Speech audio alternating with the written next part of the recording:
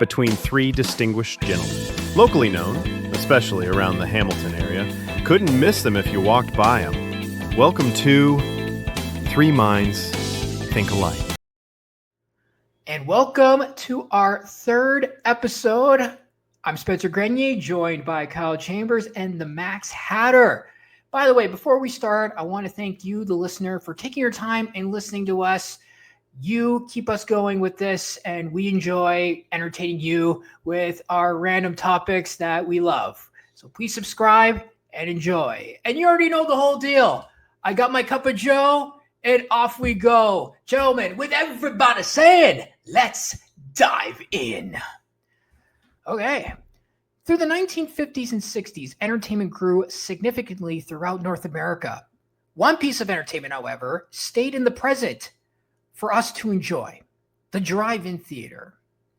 As the day turns to dusk, families, or maybe you and a romantic partner, hop in the car and make your way to a place like no other. With purchasing a movie ticket, finding a parking spot, and getting your hands on a large buttery popcorn.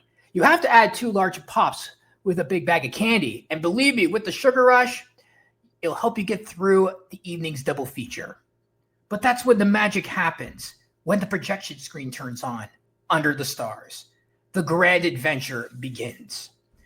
With following Yellow Brick Road, to meeting the mighty Kong, the 8th wonder of the world, welcoming into the large safari doors to the world of Jurassic Park, feeling suspenseful of what Ethan Hunt might do for his next impossible stunt. When a bartender asks you what choice of drink, it's a dry ice martini, shaken, not stirred. See if the flux capacitor is up and running on a DeLorean that happens to be a time machine. When you hit 80 miles per hour, you'll never know where you'll end up. From Yippee-Ki-Yay to I'll Be Back, screaming out Wilson, to saving the day with the ultimate roll call, Avengers Assemble. Look, guys, I'm no good at being noble, but it doesn't take much to see that the problems of 3 little people don't amount to a hill of beans in this crazy world. And someday you'll understand that. The drive-in theater, North America's golden pastime. So guys, my question to you is, have you even ever been to a drive-in theater? Kyle, we'll start off with you. I've never been to a drive-in theater, Spence, in particular, but I have been to theaters where you can see movies outside. There was one instance where they did do a blow-up movie screen, and it was in a backyard of a church for a fundraiser, and I did get to see a movie Under the Stars live, as far as being outside, being with friends, and that was a great experience. That sounds really neat. Well, I actually have never actually been to a movie theater that was outside or been to a drive-in. So, yeah. I've been to one, and that was out in Sable Beach, and we're dating back to what was in theaters at the time. It was Pineapple Express. I was like, oh, man, but we didn't really stay that long due to the fact that it was a little bit later. I wasn't keeping the time. I was only 13, right? But I think that the kids' movie we were supposed to see was happening after Strange Enough. You'd think that Pineapple Express would be the adult movie, would be later on.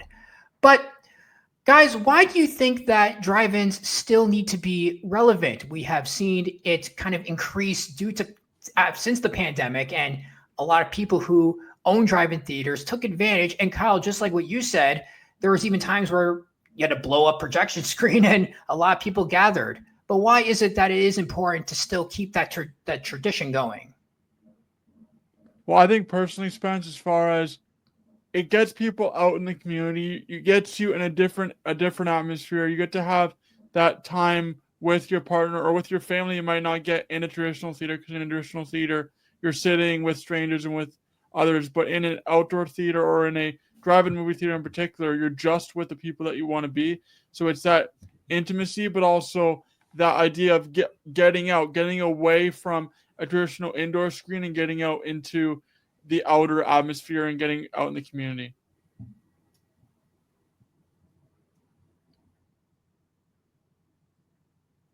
I think Max is sleeping. Oh, sorry. Things are just being weird. It's okay. It's okay. Yeah, I was saying something, but my mic didn't pick it up. It's okay. It's okay. You like froze for a second, so. Yeah, it's okay. But what's your opinion on it? Like, what do you think? Like, do you feel that don't think it's too important anymore, but it is good for like social distancing if you really are wanting to stay away from others, Yeah, because like that's you can true. stay in your thing and they're in theirs, and everyone's all, hey, we're far away. And this is kind of like an add-on question to this, guys, real quickly. But even, do you like on how we have multiple options to watch a movie? I do like that we have multiple options to watch a movie. You have streaming services. You can go to the theaters. You can do different things. The actual first drive-in movie theater in Canada was started in Hamilton back in 1946, and the first original drive-in movie theater was actually in America back in 1933. Two people from New Jersey invested in the drive-in movie theater, and that's how it all started. So I think there's still relevancy in it. It's great the first Canadian movie theater was very close to where we are in Southern Ontario, and I think that it gives people the option if you want to stay in and watch something on streaming, if you want to go to a theater, if you want to go to a drive-in movie theater, you have those options, and it gives people different ways to consume what they love. Yeah, I think it's great that there's lots of different ways, because like I go to the main movie theater downtown. I go to all these other little independent theaters. I go to see plays, and I some of them are like fringe festival plays, which are little shorter skit sort of things they feel like. And I go to actual full on plays, like really big things like Warhorse when that was around. That I one was a totally. really cool one. Oh yeah. Well, that's the thing, guys. I totally agree with you. Two things. One, I love having that classic experience, and just like how you, Max, and you too, Kyle, like you guys go to those independent, small classic theaters such as the Westdale. I love having that traditional vintage feel of watching a movie, and the drive-in is just an additional aspect. Two, we're very lucky in Ontario that we do have a few drive-in theaters, where I believe in the States it's kind of, you don't see it as much. Yeah, I I know, think we got 16 here yeah, in like that, Ontario. right? And it's just, and I feel that it's such a perfect thing to do in the summer, right? Because then you don't have to worry about, like, I don't know, just, you don't have to worry about the snow, because it's the cold weather, or just any, like, because you, like, again, you are spaced out, so you don't have to deal with any annoying people that are inches away from you. They're feet away from you, right? But such a grand time when you do have the chance to go. And a fun question here for you guys. So say if you did happen to go to a drive-in, like if you own it, if you own a drive-in theater, or Kyle, in your instance, say if you put together an event festival that you're going to showcase and have an inflatable projection screen, what would you guys do to make the experience worthwhile? What would you add? For me, Spence, I might add a panel where you talk about the movie beforehand, hyping it up, kind of like a talk show. So, like, you'll have people from the actual cast. If you can't get people from the cast, you have super fans of the local area can relate to, or people that are movie buffs that people in that local area can relate to, that if it's a smaller drive-in theater, and then have that as part of the show, almost like a pregame for sports, and then have the actual movie, and then have like a post game, like going on about what the movie was like, and people's kind of like spoilers. People have to stay and watch the whole movie. They couldn't like be away for half, obviously, but having a pre and post game would actually make it an event. If you were to do maybe for the adult movie, have a kids movie maybe at 5 or 6, then you might have the adult festivities start at 7 or 8, and then you have the movie from 8 to 10. And then maybe you have a post game, or even an after party, so to speak, within reason. A legal after party after the movie. So. Yeah, they kind of actually do something like that at the Playhouse Cinema. It was really great to go there, because it's like you got the whole. We're going to talk about how the film was kind of a little made a little bit. Then there was the show. Then there was a little bit more about how it was made, and then they had like some of the actors that were actually in the movie. It was a Oh, really great time. oh yeah, absolutely. And that's the thing. And just like what Kyle is saying, movie talk. I know that the Westdale have movie talks, and I love that, especially when you're showcasing an older film, right? Yeah, And I, like I think they did that when I went to Empire Strikes Back on May 4th. Oh, that's right. Yeah, you went to that the Star Wars thing where like they celebrated that. I wanted to go to that. I was like, man, I don't know, I was probably busy, but yeah, like stuff like, and I believe they do it for Godzilla films, anything. I think they were even doing it for Indiana Jones when they were playing all of the original 3 movies there. Yeah, that was like a whole day, so I couldn't do the whole day. But yeah, I'm pretty sure they did that.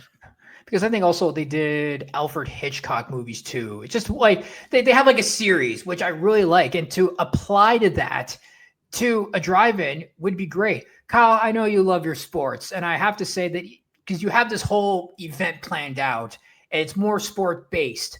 What would your double feature be for your movie talk?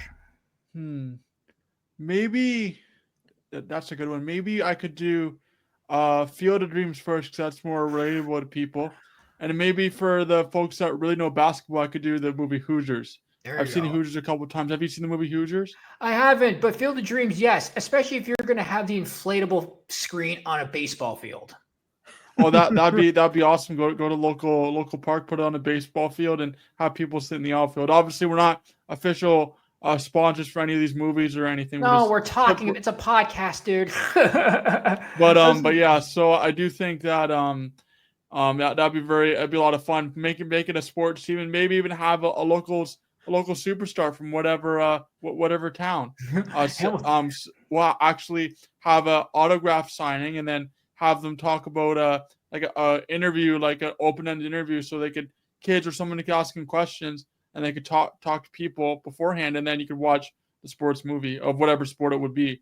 So if Field of Dreams would be baseball, it'd be a basketball star for that local town if they had a basketball team, but really line it up with whatever sport is in that town and make it worthwhile that way. So if it was hockey, say a junior C or junior B hockey team, you might show Mighty Ducks or something along those lines.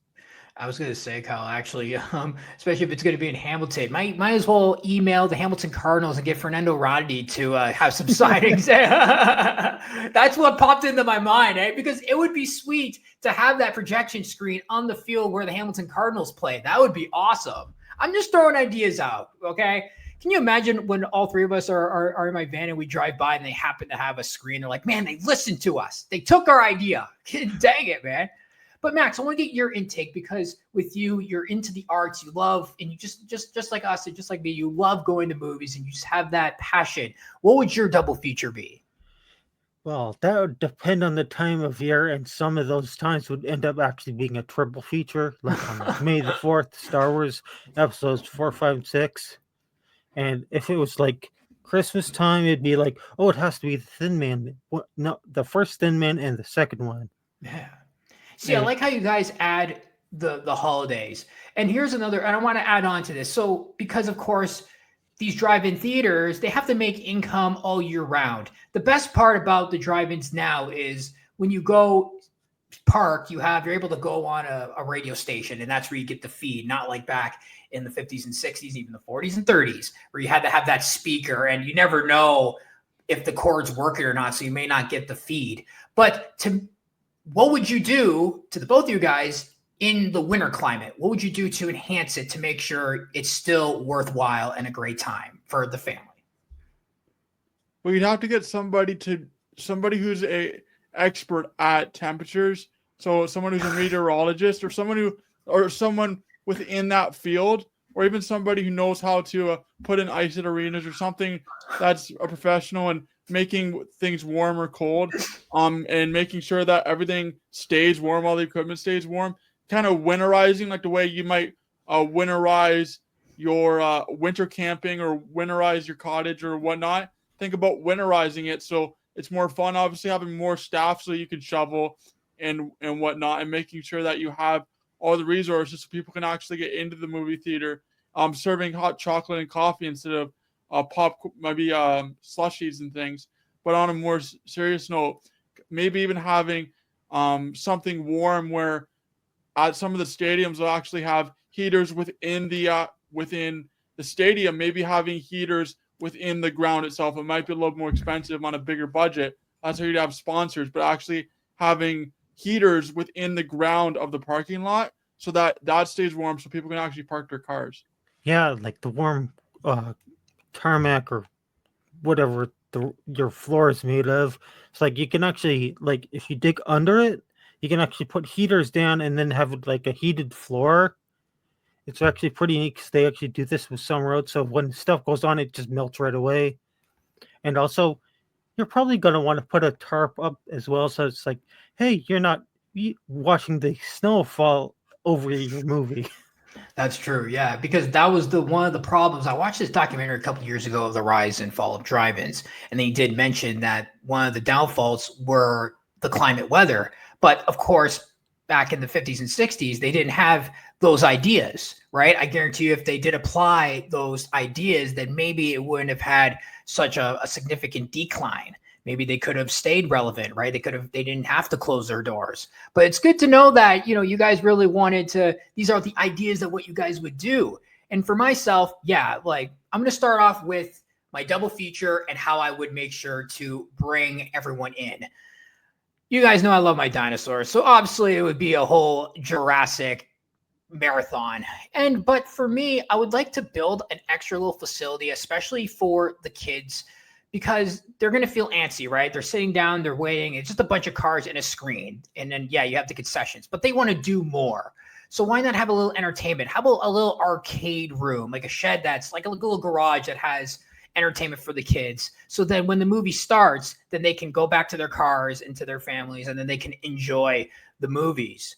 And yeah, and as for when it goes into the colder climates, didn't really think, Max, on what Christmas movies I would play. I guess Home Alone, The Grinch. I'll just be cheesy and like that.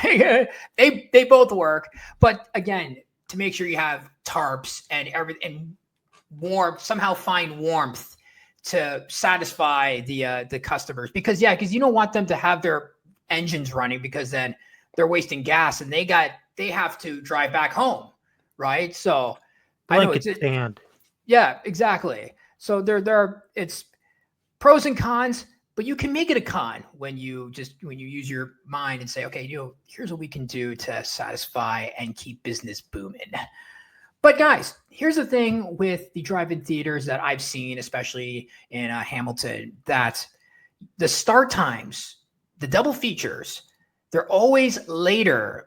I'm talking the first showtime usually starts at 9:30, and then the second movie starts at almost close to midnight, 11:30. That's a long night, especially having to drive home. Or even if you're not even in the Hamilton area, say if you are in Cambridge or Kitchener or Niagara Falls, it's going to be quite a hike. So do you guys feel that there should be earlier show times, just so that people don't have to be too tired on the road driving back home? I'm assuming they do those later time spends because it doesn't get dark until later, especially in the summertime. Like I'm a PA announcer for a local fastball club here in Jarvis, and it doesn't get dark until 9:30, 10 o'clock. So I understand that point of it. Having said that, instead of doing that, you might make the show times 1 hour earlier. So maybe the later show starts at 10:30, then the earlier show starts at about 7:30 or 8:30. And then I would actually add a show that started at maybe 6 or 5:30, so that the kids can come out, not on like a weeknight, but maybe on like a Friday or Saturday night, so that families can still bring their kids out and do that. So you can still have the younger ones. So make it a full experience, but maybe going 1 hour earlier in the summertime. Then as it gets later on, maybe into mid-September, October, make it 1 hour earlier from that, because it's going to get darker as we get further and further into the fall and winter once again.